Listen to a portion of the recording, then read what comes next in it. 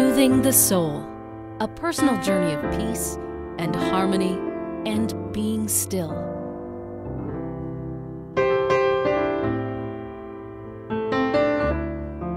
Hi everyone, and welcome back to Soothing the Creative Soul, episode 2. On this episode, I'm going to show you how to create a soul box. It's both a combination of a scrapbooking activity plus a very therapeutic one, at least I find it to be so. And it's a great tool to help somebody deal with something where they literally have their soul hurt. For example, if you are a teacher and you've got 30 great students and 29 of them say fantastic job, and there's always one grumpy parent that doesn't like what you're doing, comes to the parent-teacher conference and is going up you one side and down the other, what a terrible job you're doing as a teacher, and so on and so forth. We tend to take home that one negative comment, hold on to it, and it colors our whole day. And sometimes when somebody's giving you that kind of an assault or an insult, you don't even know how to react. You just take it all within, and you don't know what to say. Well, that's when the soul box comes into play. You go home, you sit down quietly, you journal out all that's happened, how you feel about it, then you rip it up and throw it away. It is just simply their problem, not yours, but sometimes you have to process all of those things, and that can happen to us in any time in our life. It happens to all of us all the time, but we need to protect our heart and soul, and this is a good way to do this. This is also an amazing tool for teenagers who adolescence is difficult enough, and sometimes they don't even want to talk to you about what's going on in their life, but you can know that they're troubled. A soul box is a great tool for them. You give it to them and just tell them, you know what, write down what's wrong with you, get it out, let it out, better out than in. And when it's all done, they can tear it up and throw it away and move on with their day. So I'll show you this soul box. I made this quite a while ago, so it kind of looks like this. And the video that I'm going to show you was taped about 1.5 years ago. So the scrapbooking and stuff isn't as elaborate and embellishments as I would do now, because I've learned and grown from that. But that's not the point of this box. The point of this box is using it as a tool for helping you get through those difficult times. So I hope you enjoy this video, and if you have any questions, just put it in the comment section down below. And without further ado, here is the soul box. The soul box. It has to be one of my most favorite things by far that I've shared with people throughout all of the Soothing the Soul sessions. First, I'm going to show you some of the tools that you will require for this project. You can use any empty container. This is a soap tin, that little bar soap tin. I haven't even washed it out yet. And you could use something like that, or a little box.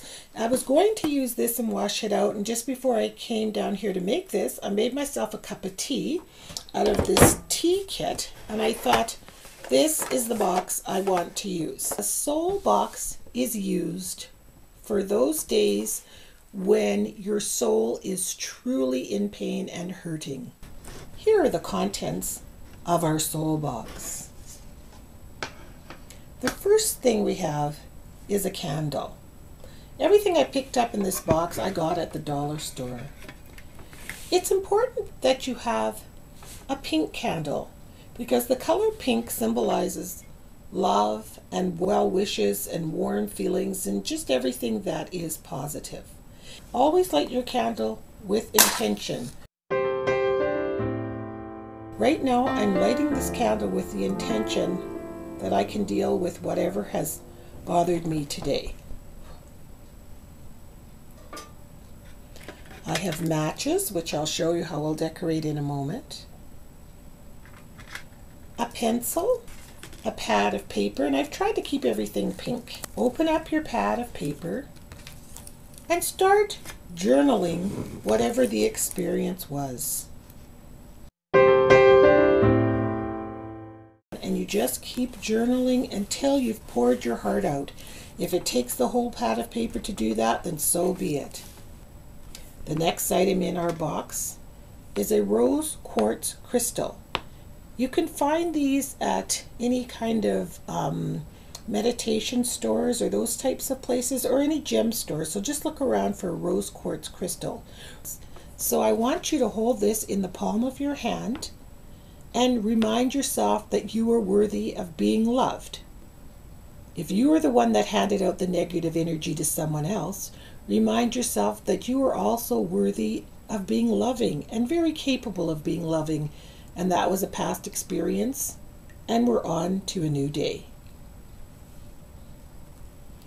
We also have a compass in here that I picked up in the toys section at the dollar store, and it's just a symbol that no matter what anybody said about you as a teacher, a mother, a cook, a seamstress, you will never forget what direction you are going and where your passions lead you, and one negative comment is not going to change you from ever creating or doing whatever you want to do. And then of course, we all love a little treat. So here's some really nice chocolate. Don't eat the whole thing, maybe a little square, and then return everything back to the box until it's needed again.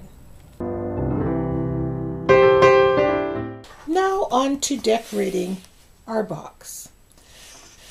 I've cut a piece of cardstock. I'm using some really nice paper that my friend Anna sent me from Sweden. I'm just going to cover up the label of the tea where it says tea there, and I've cut it in a piece like so. I'm going to take some Sahara sand ink, and I'm just going to ink this piece up like so. And I'm just going to adhere it to the front with some tape, just like so. So it's stuck to the front. Now I'm going to take another coordinating piece, and I'm going to take this and also ink it up. I used a pill container for my matches. So I'm going to go ahead and tape that around there and cut it off. Tape on the side here, run it all the way around, and seal it there just to cover up the prescription label. I use this for two reasons. First of all, a little handy lighter wouldn't fit inside the box. And secondly, this has a child safety cap, so I can put these kinds of matches inside, and should a child somehow get into there, they won't be able to open this up. So that's why I did that. I took the match strip piece from the box here. I cut a little piece, and I'm going to use red sticky strip and just put it on the bottom of my tin of my box here. I'm going to go ahead and see if that works. I'll take a match out and try it on the bottom. Perfect.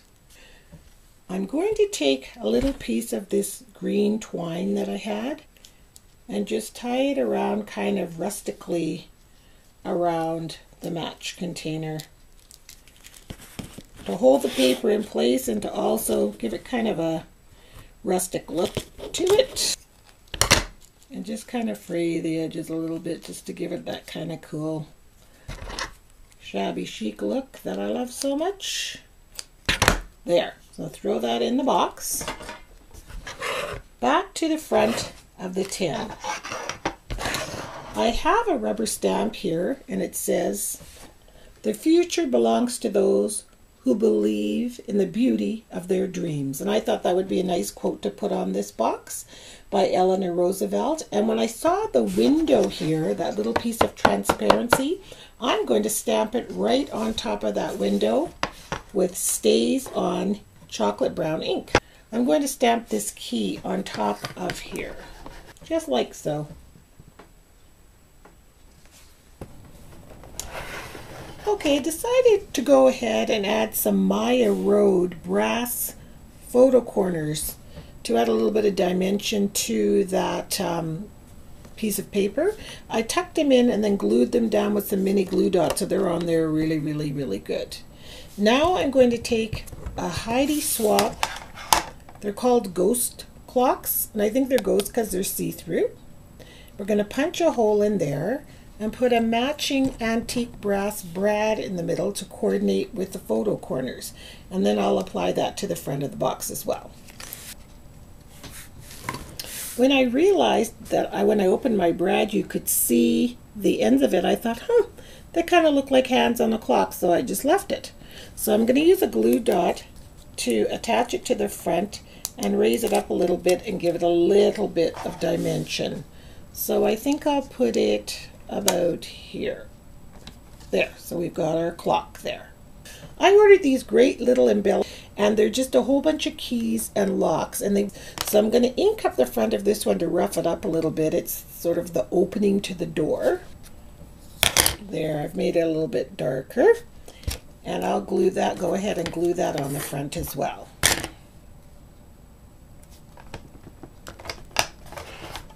There, I've opened the door to my soul box. And the last thing I'm going to add is the three-dimensional key. I'm going to use a little bit of that green twine. I'm going to use my crocodile, punch a hole on either side of this box. Going to run the twine through the holes and then adhere the key to the front. There, we have our finished soul box. These soul boxes make awesome presents for anyone who's going through a troubled time, an adolescent, somebody with health issues.